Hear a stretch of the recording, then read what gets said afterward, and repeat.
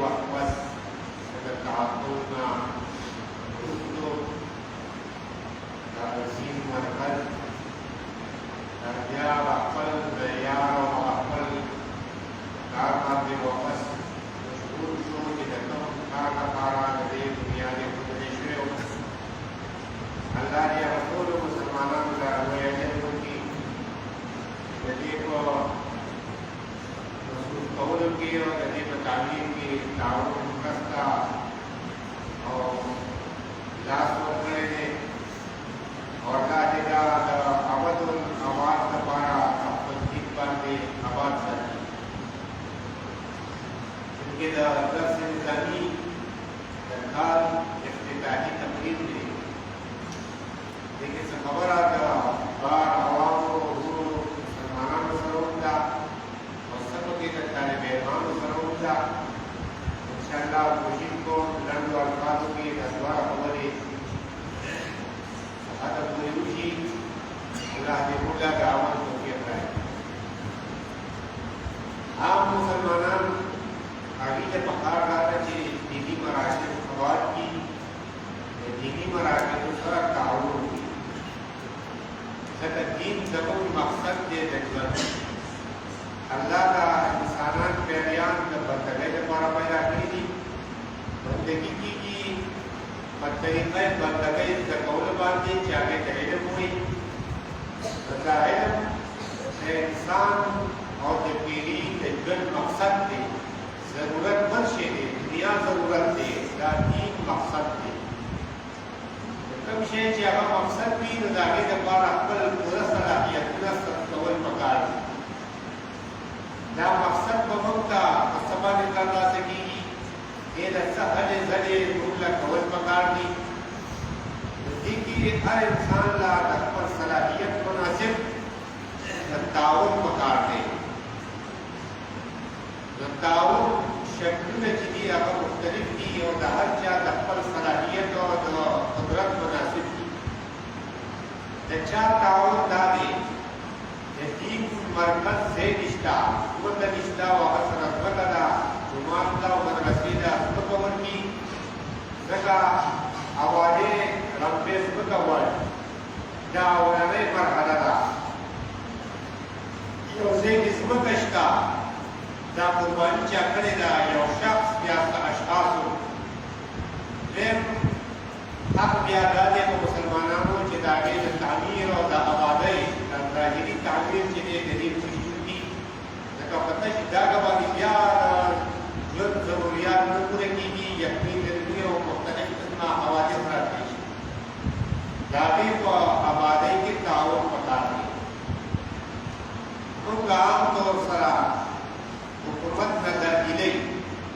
یاره حکومت مدرسې نه جوړوي جوماتونه نه جوړوي هر کورونو کې چندې کوي دا تصدیق دی او نور سرکاري ادارې هغې پرې ډېر لوی لوی خرچونه کېږي بار اسلامي بندونه دي هغه دا ټولې ذمهوارۍ په خپل سر باندې اخلي یو طرف ته کورونو یوسف ده پکار ده چې یاره دا دین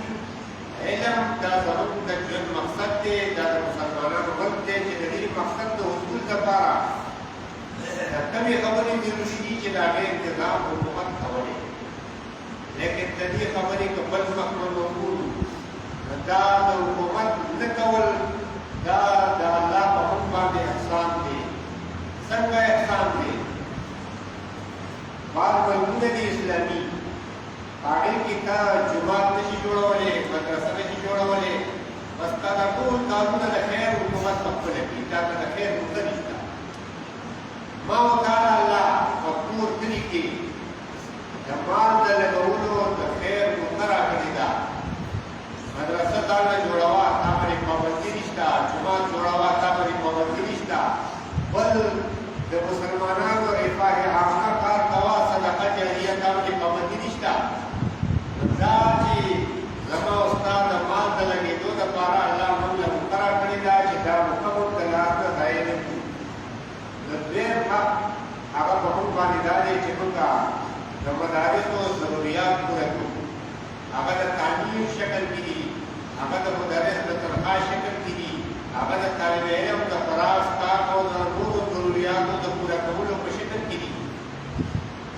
دا په باندې په عام مسلمانانو باندې اصحاب استطاعت مردان باندې دا حق دی دا ذمہواری ده او دا هغه صدقې جاریه چې خپل مال ورکول دي چې انسان غني او دا مال بدلا فائدہ ګټي او طلب ثواب ګټي درېم چا سره د پړای صلاحیت دی د تدریس صلاحیت دی د مدارس سره د دیني مراکز سره تعاون غاړي چې د مراکز او د تدریس دی په باندې کې پړای کوي صلاحیت شته او د صلاحیت په کار راوړي د تدریس قابلیت په کښتا او د هغه نه کوي دا کومه ذمہواری چې د په ذمہ وا د دین تر رسولو هغه ذمہواری ادا کړل شو دا ذمہواری ادا کول پکار دي ځکه نبی علیہ الصلوۃ والسلام هغه ذکر د تعلم کړی دی خیرکم من تعلم بهترین تاسو کې هغه دی چې زده کوي قرآن زده کوي نو ورپسې دیم مرتبه کې وعلمه دا عبادت ته بیا تعلیم ورکړي دا خلکو ته رسوي دا زموږ او ستاسو ذمہواري ده چا کې صلاحیت د دې خبرې شته چې هغه درس په تدریس کولی شي چې دې باندې کې هغه خپل صلاحیت په کار راوړي او طالب علمانو ته درس په تدریس هغه ذمہواري ادا کړي د دې نه علاوه یو بل کډاړه صلاحیت نه دی چا سره زموږ نشته مکار شوی دا مال نشته دارنګې د درس تدریس صلاحیت نشته د یو بل صلاحیت الله تعالی درکړی دی چې هغه تخوله کولی شي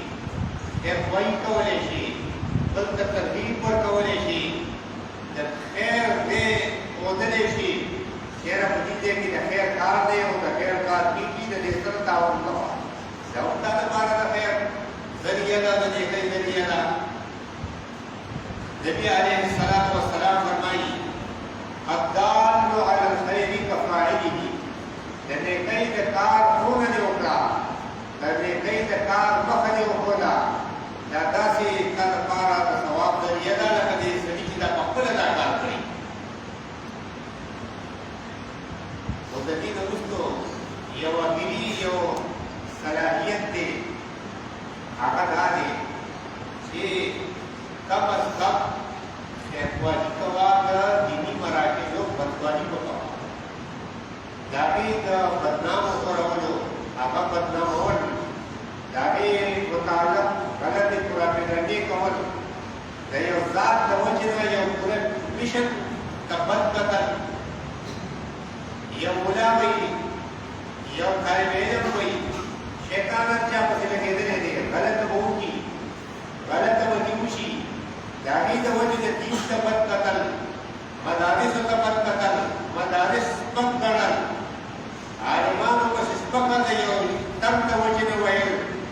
دا ډېر غلط فکر دی په لحاظ مجموعي ټول عام انسانان هغه پاک نشي کېدی پاک کولو یو انبیاء علیهم الصلاة والسلام او هغې الله د وحي د شروع کېدو نه مخکې پاک ساتلي وروسته هم پاک ساتلي او د پاک ساتلو حکمت هم دا و چونکې د هغې عمل دا د راتلونکو خلکو دپاره دین و د هغې طریقه دین و که د هغې عمل محفوظ نه شي د خطایۍ نه نو بیا خو د خلکو چې کوم دین کوي د هغې باندې څه اعتبار پاتې کېږي دا به چېرته که غلطه کړي او که ښه به کړي د دې وجې نه الله د انبیا علیهم الصلاة والسلام کردار هغه د بزرګوالي نه پاک او صفا ساته الصادق الامین لقب ځکه ګرځېده چې هغې کردار الله پاک ساتلی د انبیا علیهم الصلاة والسلام نه وروستو د نبي علیه السلام ملګري دي صحابه د هغوی متعلق یو اصطلاح مشهوره ده چې صحابه عادل دي عادل کېدلو مطلب دا نه چې یاره د هغې نه به ګناه نه کېږي ګناه نه کېدل خو معصوم دي نه عادل دي د هغې مطلب دا دی ګناه دې شوې ده کړې کمې دې شوې دي یکدم په ګناه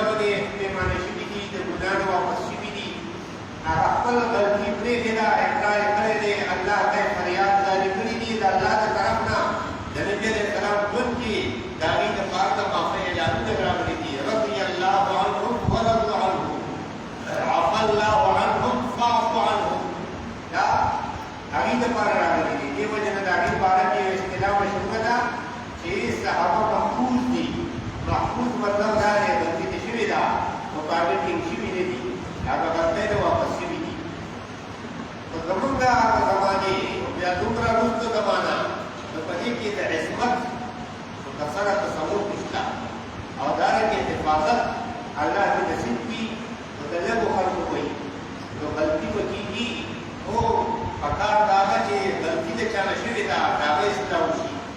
غلطي چا کړې ده هغه ته نسبت د غلطۍ وشي د غلطۍ د یو تن د وجې نه پوره پیشن بدنامول مدرسو والا بس دا کار کوي یو تن یو کار کړی ودارول مدرسو والا کار دی دا د جوماتونو والا کار دی دا د پړکیو د ګیري والا کار دی نو د یو ګیري د خاوند د وجې د ګیرو خاوندان د پړکي د خاوند د وجې د پړکي والا د مدرسې او د جومات سره تعلق لرونکو د وجې پوره پیشن بدنامول دا ډېر غلط تصور دی دا ډېر غلط مشن دی نو مسلمان لا کم از کم نور دی کوي هغې خو آزاد دي په خپلو خولو کې مسلمان پابند دی نو دی به دا مشن نه بدناموي نو پکار دا ده چې د دې مدارسو دیني حلقو متعلق کمې افواګانې چې خورېږي یا هغه افواګانو شکار کېږي نه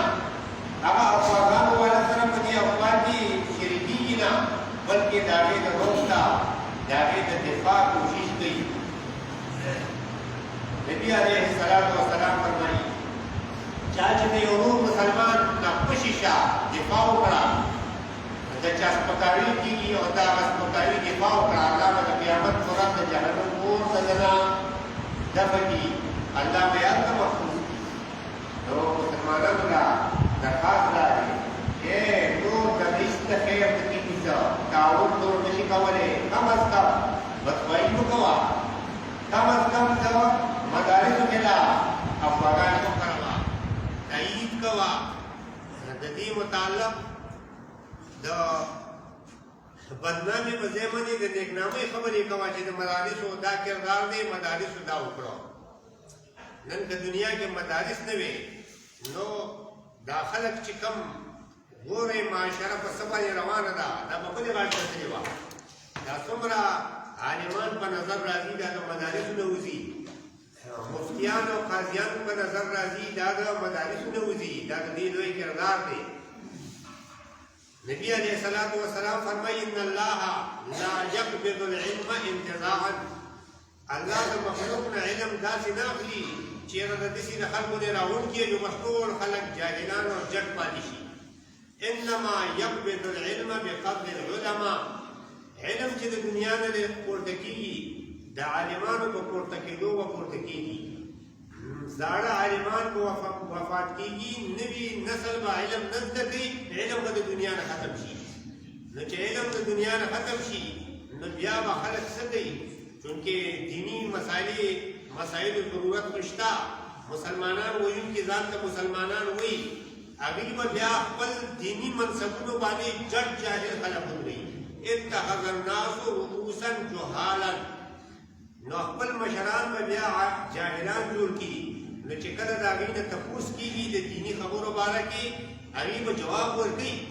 خو بغیر علم جواب چې ورکوي نو د علم باندې د علم په رڼا کې به نه وي ځکه علم خو به نه وي نو چې کله دغسې تپوس کوونکي هم جاهل چا نه چې تپوس کېږي هغه هم جاهل فضلوا واضلوا پخپله هم ګمراه بل یې هم ګمراه کړو دا د دې نه به سړی څنګه بچ کېږي د دې ضلوا فاضلوا نه دا به په دې بچ کېږي چې علم زده کول زاړه وفات کېږي یو عالم وفات کېږي چې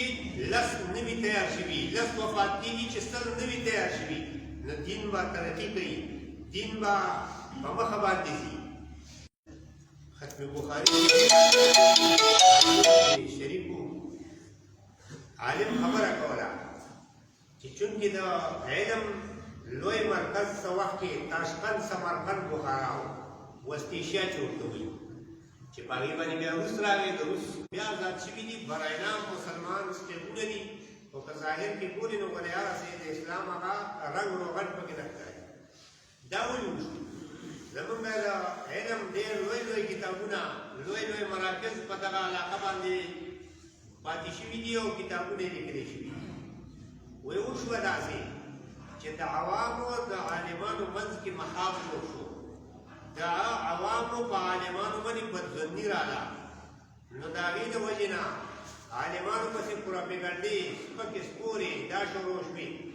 خلکو ته دین سپک ښکاره کړی شو دین والو ته په سپک نظر کتلی کېدل د دین په کار باندې چا ځان عزتمند نه ګاڼه رفته رفته د دین نه خلک په شا شو نو چې د دین نه خلک په شا شو زوړ نسل چې کومو د اهل علمو هغه ختم شو نوی نسل روشنخیال هغه پیدا شو آخر ذهني طور هغې دې ته تیار و چې بس کم د اسلام خلاف ازم راشي بس روس پرې راغی او بس دغسې هغه ټول سټیټونه چې وو هغه د روس سره شامل شو نو دا د چلې زمونږ ماحول لکه نن سبا ډېرو خلکو کې په عام مجالسو کې کېنه موږ خو د جوماتونو د مدرسو ماحول کې یو بل ماحول مو اورېدلی او لیدلی نه دی عام ماحول کې کېنه نو د یو سړي د ذات خبره نه ده د مشم د بدنامولو خبرې ماحول روان دی په عوامو کې د مدارسو د مساجدو د بدنامولو د عالمانو د بدنامولو بلحاظ مجموعي دا به دې طرف ته ځي چې خلک به بیا دین نه زده کوي علم به نه زده کوي او خلک به بېدینه شي په خپله به ماحول د کفر او د شرک د بېحیایۍ او د بېدینۍ جوړ شي د دې نه د بچ کېدو دپاره زمونږ سره لویه سهاره هغه جومات او مدرسه دي نو دا څه خبرې مې ړنګې وکړې چې دا تعاونونه دي په دې کې یو تعاون دا دی چې خپل بچي مدارسو سره وتړئ د خپلو بچو د مدارسو سره رابطه جوړه کړئ دا بچې به ستا خدمتګار دي دا بچې به ستا تابعدار دي په ژوند کې او دا بچې به ستا دپاره صدقه جاریه د مرګ نه وروستو او مشهور حدیث کې د عالمانو نه بار بار اورئ نبی علیہ الصلوۃ والسلام فرمایي انسان چې مړ شو عمل بند شو انقطع عنه عمله چې وایي پلانکي له اولاد ورکړي پلانکي له مال ورکړي نو دا خو عمل بند نه دی نبی علیہ السلام وایي عمل بند دی دې نه خیر چاته رسولی شي نه شر رسولی شي نه نیکي کولی شي او نه ګناه ګټلی شي سوا د دې نه چې په ژوند کې د نیکۍ څه داسې کار کړی دی چې د هغې ثواب به ده پسې رسي په ژوند کې د ګناه کار کړی دی د هغې ګناه به ورپسې ورسي د ګناه تربیت تعلیم د ګناه ښوونه د ګناه پهل هغه مشهور حدیث دی چې دنیا کې چې کله هم ناجایز قتل کېږي د آدم علیه السلام د زوی پکې د ګناه برخه ده لانه اول من سن القتل ځکه د ګناه پهل یې کړی دی اقدام یې کړی دی نو دې د مرګ نه وروسته خو څه کولی نه شي خو په ژوند باندې چې څه کارونه که د خیر یې کړي دي او د خیر ښوونه یې کړې ده د خیر عمل یې پرېښودی دی د هغې ثواب به په ده پسې ځي نو په هغې کې نبي علیه السلام د خیر هغې کې درې ښودلي دي خصوصي یو نیک اولاد یو صدقه جاریه او یو د دین دعوت د دین تبلیغ د علم رسول او د دې دریو واړو د مدرسې سره باندې تعلق دی مالی صدقه جاریه هم د مدرسې سره تعلق دی د درس و تدریس تعلق هم د مدرسې سره دی او اولاد نیک جوړېدل د دې تعلق هم د مدرسې سره دی نو پکار دا ده چې موږ دا دریو کارونو کې یو نه یو کار د مدرسې په واسطه باندې ځان له صدقه جاریه جوړ نو د عوامو ورونو په باره کې اخرنۍ درخواست دا دی چې خپل اولاد دا د مدرسو سره تعلق له پیدا کړئ د مدرسو نه متنفر کوئ ما امام راغب اصفهاني رحمه الله مفردات القرآن کې د قتل د مادي د لاندې ذکر کوي چې الله قرآن کې وایي تاسو خپل اولاد مه وژنئ لا تقتلوا اولادکم من املاق لا تقتلوا اولادکم خشیة املاق هغه وایي قتل درې قسمه دی یو قتل حقیقي دی چې یو بچي کې سا لګېدلی دی د حرامو دی که د حلالو دی خو چې پکې سا لګېدلی دی د دې قتل څوک کوي پیدا شوی دی او که نه دی پیدا شوی دا قتل دی قتل حقیقي دی دویم قتل حکمي دی قتل حکمي دی ته وایي چې انسان پیدا نه دی خو د پیدایش منصوبه بندي کېږي په دې نیت او اراده چې یاره که انسانان ډېر شي نو بیا به معاشي تنګسیا راشي او مسایل به سیوا شي او وسایل به کم شي نوې اصطلاح دریم د دې دریم ټکي دپاره مې دا خبره نقل کړه دریم وایي قتل روحاني دی خپل بچی روحاني طور قتل کول دي او قتل روحاني دا دی چې خپل بچی د دین نه محرومه کړي د دنیا د وجې په بل یو صنعت او حرفت باندې ولګوي چې په دې کې به دنیا ډېره ګټي او که د مدرسې علم وکړي نو سبا به بیا څه خوري د دې عالمانو نه تپوس وکړئ چې دوی څه وخواړه د دې ټولو نه یې ښه وخواړه خو دغه خوراک او څښاک او اغوستل دي که نه ژوند خو دغه دی دغه الله چې هغه دین څوک کوي هغې ته یې نه ورکوي نو بل چا له به یې ورکوي ښه یې وخوړه ښه یې واغوسته ښه ژوند یې تېر کړو په دې باندې خپل بچی د دینی تعلیم نه د علم نه محرومه کول چې یاره د دنیا ډېره ګټه به کوي او ډېر څه به ګټي دا روحاني قتل دی د دې بچي دا بچی د روحاني طور قتل کو او د دې بچي په قیامت کې ستا نه الله تپوس کوي نبي علیه السلام وایي کلکم راع وکلکم مسئول عن رعیته تاسو کې هر یو حاکم دی بادشاه دی موږ د ملک د بادشاه نه ګیله کوو معاشي نظام یې ټیک نه کړو دا یې ټیک نه کړو امن یې ټیک نه کړو ستا په خپل کور کې په لس اتو شلو تنو باندې حکومت دی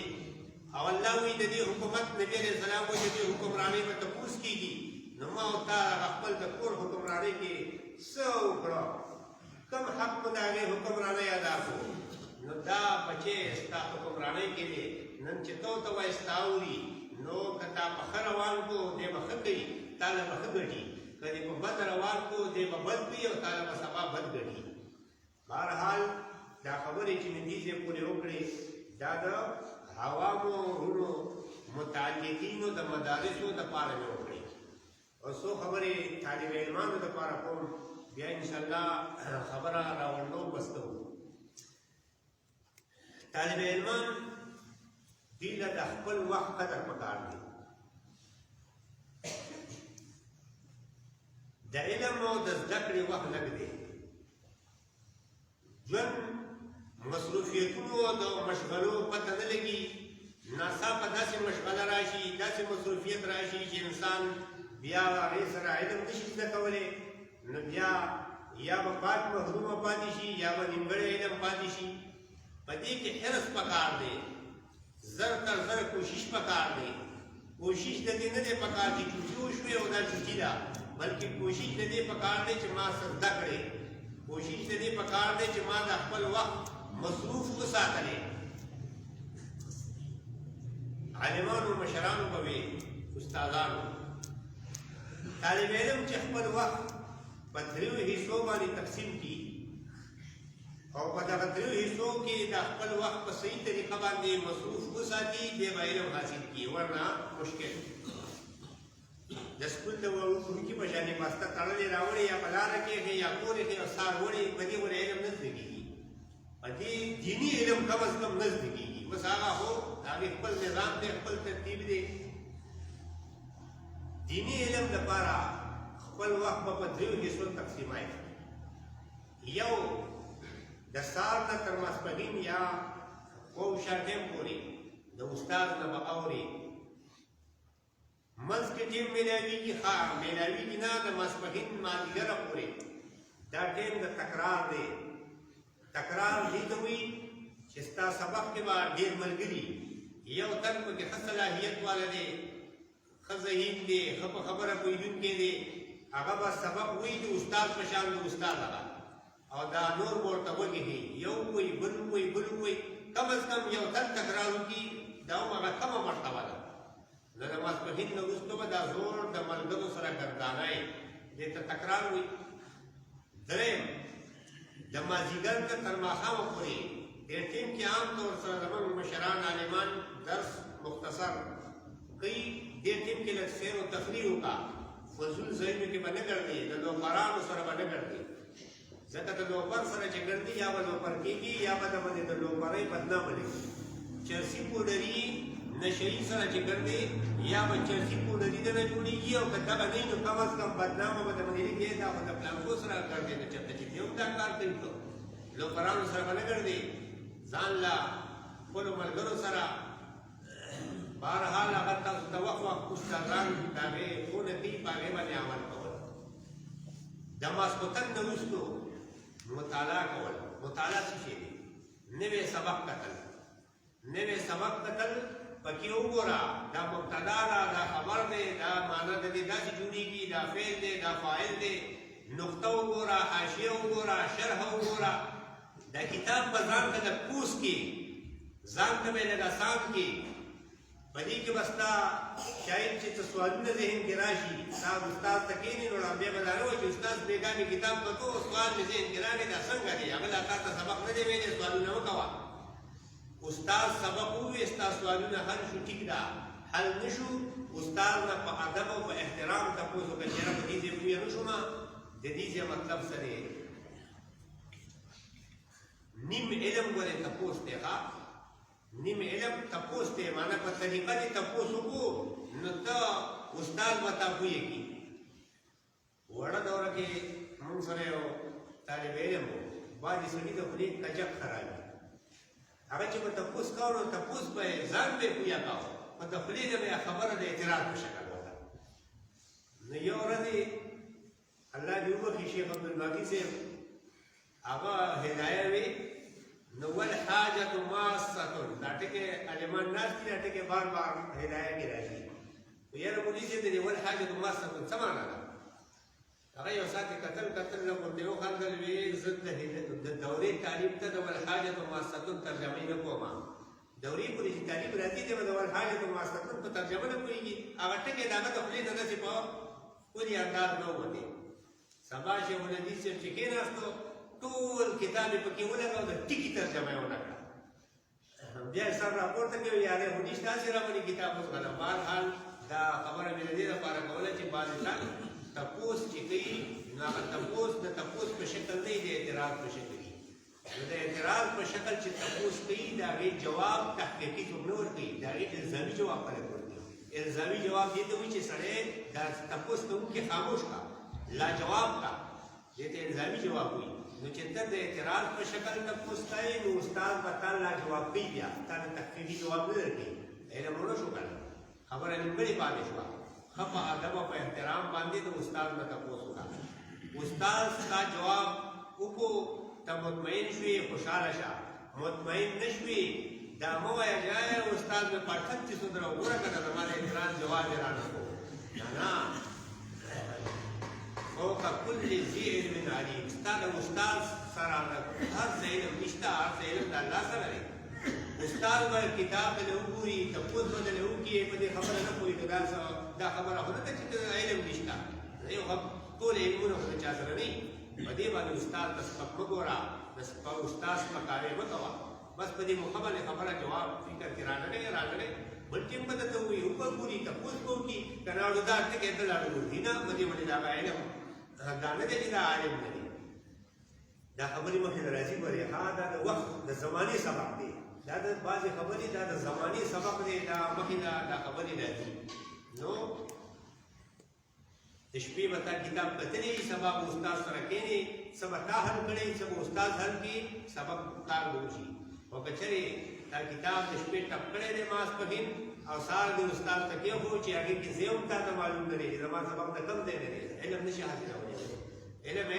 کوم علم چې دی هغه نشي حاصلولی پټکې به درې ووایي او جومات کې به امام شي دا علم نه دی بلې ها علم چې کوم شي نوم دی هغه تش د پټکي والو د امامتۍ د کولو نه دی چې پته پلانکي غوړ ملا دی لوی پټکی دی او هغه غټه امامتي کوي دا علم نه دی دا اصول سنتونه بهر څوک یاد کړي علم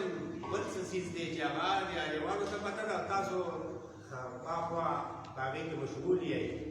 نو د دې وخت قیمت وکړئ قدر وکړئ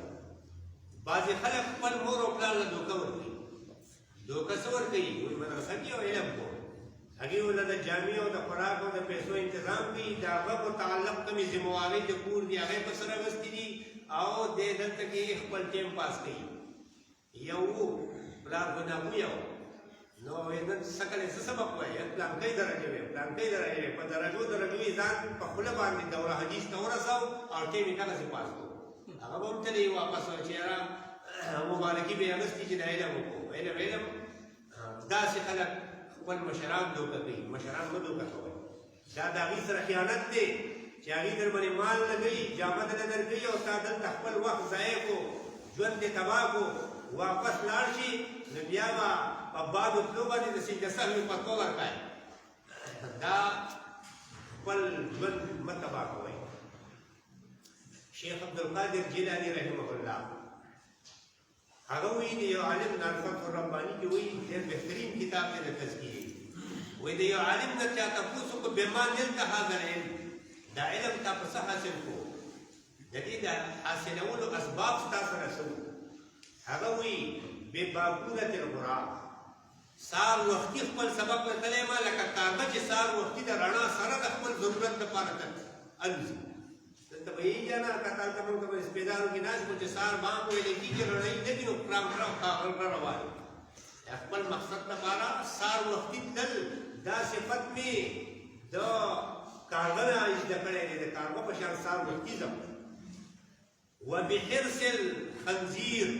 د خنزیر د حرص صفت مې په ځان کې پیدا کړی دی. الله یو شی په دنیا کې داسې نه پیدا کړی هغه مجمع الخبائث دی، خصلتونه پکې الله لیکلي. دوی ما د علم داسې حرص کړی دی لکه خنزیر چې کوم شی ومومي او د هغې په خوراک کې حرص کوي وي. حرص مې کړی دی چې ما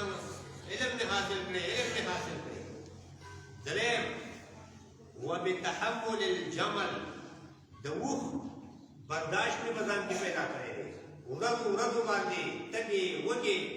و دومره همتناک دی چې بس سفر کوي او مشقت برداشت کوي. د اوښ د برداشت او د تکلیفونو برداشت مشقت مې په ځان کې پیدا کړی دی، همت مې په ځان کې پیدا کړی دی. او بتملق القلب، د سپي چاپلوسۍ صفت مې په ځان کې پیدا کړی دی. دا سپی نه دی چې کله ونیسي نو مالک پورې کله ځان وکړي، کله لکۍ وهي، کله خوله وهي، دا چاپلوسي کوي چې یاره دا مالک ما نه سره. نو شاګرد د استاد داسې چاپلوسي کول، چاپلوسي مطلب دا دی چې د هغه ښه اخلاقو سره ښه کردار سره استاد مطمئن کول چې د استاد د زړه نه ماته سبق کړي. بعض انساني داسې چې کله د استاد دوا ورسره وي، د استاد د زړه خوشحالي ورسره وي، علم وکړي. دوه تنه ما خپلو ملګرو کې همزولتیا نږدې کسانو کې داسې لیدلي دي د دې علاقې پورې. زموږ د علاقې سره وخت کې تعلق نه و، د دې علاقې د ملګرو سره تعلق. یو داسې و چې هغه به سبق ووي نو بار بلار د استاد پېښې به کولې، پلان کې داسې سبق ووي. یو د استاد قرض کول د محبت په ته وایي، بعض یې د سپکاوي په پلان کې داسې وایي، پلان کې داسې هغه دوره وکړه، پټکې وتړه، سند یې واخیستو، خو د ژوند د معاش لارې پې الله تنګې کړې. نو کله ګاډۍ روا بازار کې، کله د ګاډو سره کلندري کوه، کله څه کوه، کله څه کوه. اخر بیا څه حال یې ښه شو، شاید چې الله پې مهرباني وکړه، کېدای شي چې هغه ګناه یې الله معاف کړي. نو د ژوند د معاش لارې پې الله تنګې کړې، هغه به د استاد دا بېادبي کوله. بل و هغه انتهایی ذهین چې زه ورته دا ووایم چې په پوره کلاس جماعت کې درجه کې قابل ترین، خو چېرته د استاد ورته دعا نه وکړه. بس اخري د استاد سره دا په دې سوال او جواب اعتراض او دی دې پوه نه شو، ما دا دې ښه ونه وي، دا داسې شو. یاره د هغه نه د الف ب ټکې د خیر تر اوسه لا نه دی پوه شوی. زما د علم مطابق خو شته په دې علاقه کې نوم به یې هم څوک نه پېژني چې عالم دی. او که زه درته ووایم چې په دې بنیاد کې ولاغه په شان عالم چېرته پشمار کسان. دا ولې د استاد دوا، د استاد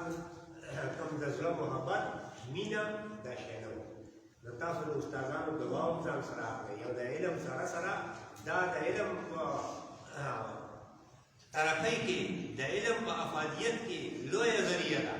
ستا ذهن کمزوری دی، پوره علم دې حاصل نه کړو، خو د دین څه خدمت باندې الله کم از کم په دې وجه وایي چې د استاد دعا نه سره ده.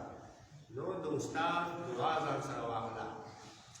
حدیث کریمه مې تلاوت کړی او نبي علیه السلام وایي من سلک طریقا یلتمس فیه علما، چا چې لار اختیار کړه علم پکې حاصلوي، سهل الله له به طریقا الی الجنه، الله بدله د لار د جنت اسانه کړي، د جنت په لارې به یې بوځي پرې. د طالب علم مقام لوی دی، ملایکو ته وزري غواړي. نو عوامو له پکار ده چې دوی هغه مقام چې ملایک دوی له ورکوي موږ به له ورکو، طالب علم قدر کوو. خو دله د خپل مقام قدر هم پکار دی. ملایک ستا قدر کوي، نو تا د خپل قدر پکار دی چې هغه کار هغه عمل چې کوم د سړیتوب خلاف دی د دین خلاف دی د معاشره کې بد ګڼل کېږي دا کار به ځان وساتي د علم دپاره یو ذهانت پکار دی چې کم از کم څه خبره خو مضبوطي کېږي که نه د ذهانت دپاره څه اعمال داسې دي چې هغه ممید دي معاون دي او څه داسې دي چې هغه نقصاني دي د نقصان د هغې نه به ځان ساتو او د تعاون کومې خبرې چې ممید دي د ذهانت او د خبرې یادېدو هغه به ځان کې پیدا کړو امام شافعي رحمه الله وی ما خپل استاد وکیل ته شکایت وکړو چې حافظه مې کار نه کوي سراته یادېږي نه شکوت الی وکیع سوء حفظي فارشدني الى ترك المعاصي وی ماته سما استاد وی ګناه مه کوه د ګناه نه ځان ساته فان العلم نور من الهي دا علم چې دی دا د الله نور دی ونور الله لا يعطى لعاصي دا الله نور دا الله نافرمان ته نه ورکوي خپل ګندلوخي کې دا پاک شي الله نه اچي نو د علم د حصول دپاره یو لوی سبب تقوا ده پرهیزګاري ده د احکامو شرعیه او پابندي ده د ګناه خبره نه اورېدل د ګناه کار ته نه کتل د ګناه خبره نه کول د دې خبرو نه ځان ساتل دي دا به ستا په علم کې برکت واچي دا به ستا علم دپاره معاون ګرځي نو دا کارونه د ګناه نه ځان ساتل د نیکۍ کار نه پرېښودل دغسې حدیث کې راځي آفت العلم النسیان د علم آفت چې دی دا هیر دي عالمان وایي دا خو جمله خبریه ده چې جمله خبریه شوه یعنې په دې کې خو تعلیم نشته چې ته هیرول مه کوه بلکې آفت د علم نسیان دی په دې جمله خبریه کې فایده سره عالمان وایي دې کې فایده دا ده چې د اسبابو د نسیان نه ځان وساته کم خبرې چې هغه اسباب د هیرولو دي د هغې نه ځان وساته نو یو سبب خو مخکې ذکر کړو یو 3 اسباب عالمانو نور ذکر کړي دي یو بسیار خوردن بسیار خفتن بسیار گفتن د هغې بالمقابل دی کم خوردن کم گفتن کم خفتن فضول بکواس پر ایک نہ کر کے ضرورت خبرې مه کوه د خپله میموري نوې اصطلاح ده دا بې ځایه مه ضایع کوه د ضرورت خبرې کوه او سوال او جواب قل خیرا او اسکت من سکت نجا نو بې فایدې وینا بې فایدې سوال جواب بې فایدې ګپ شپ دا د ذهانت لپاره نقصان پیدا کوي دویم ډېر خوراک کول ډېر خوراک کول دا سړي د ډېر خوب راولي او ډېر خوب د غفلت ذریعه ده نو دغه ځای کې عالمان وایي ډېر خوراک ډېر اوده کېدل چې دا ډېر خوراک د ډېر اوده کېدو سبب جوړېږي او ډېرې فضول خبرې کول دا درې واړه د انسان په ذهن باندې غلط اثر پرېباسي کم از کم 6 غنټو نه دا اتو پورې 24 غنټو کې خوب دا د صحت لپاره ضروري دي و دا نه چې بس ټوله شپه اوده دی ټوله ورځ اوده دی نو بس من کسر الرقاد حرم المراد مختلف قسمه الفاظو کې ویلې شوي دي خوب د ډېر کو مقصود دغه نه پاتې شي بهرحال خبرې شاید زما د فکر مطابق لږې اوږدې شوې دومره مې اراده نه وه څه ذمهوارۍ په عوامو باندې پرېوځي هغې خپلې ذمهوارۍ پوره کړي څه ذمهوارۍ په طالب علمانو باندې پرېوځي چې دوی د هغې ذمهوارۍ پوره کړي خصوصا د طالب علم د جماعت سره واسطه ده د جماعت ادب کتاب سره واسطه ده د کتاب ادب د استاد سره واسطه ده د استاد ادب داسې بار د چا سره مشرانو سره واسطه راځي د هغې ادب نو بې ادب محرومه شد از فضل را بې ادبه د الله د فضل نه محرومه کېږي چې ادب ولا جوړ شو انشاءالله الله به علم نصیب کړي الله دې هغه طریقه باندې علم نصیب کړي چې کومه طریقه الله وایي الله دې د علم هغه کار مونږ ته نصیب کړي چې الله ته خوشحالي کړي او د هغې کارونو دې الله موږ وساتي چې الله ته خفه کېږي واخر دعوانا الحمدلله رب العالمین